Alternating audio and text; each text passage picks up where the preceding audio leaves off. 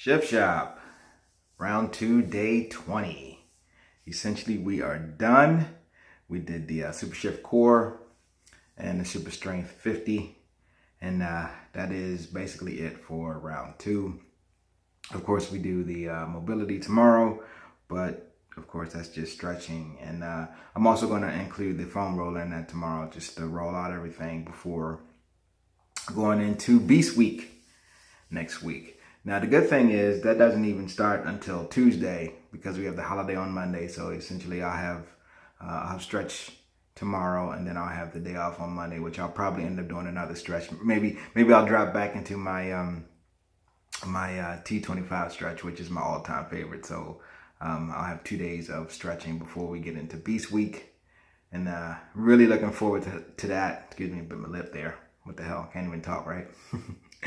Really looking forward to that because although we've been using weights in Shift Shop and then also before that in Sean Week, it's good to get back into breaking out the bench and lifting heavy. So that is that's my goal for next week, is to get back to lifting heavy and just to get back into that for a little bit, because it's always, I like the weightlifting. I like the weight training. I like to lift heavy. So getting back into that is always lots of fun. I call them my toys.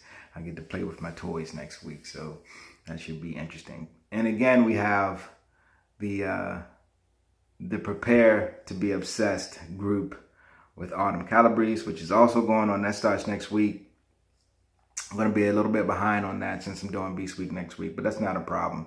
I kind of feel like over the next few months leading up until January, when 80 Day Obsession is released, I kind of feel like I'm going to be doing a shit ton of different things every day, which is actually not a bad idea, just to kind of hit all the points of the body and kind of just change things up. That might be a good thing for me, just to not have that set routine.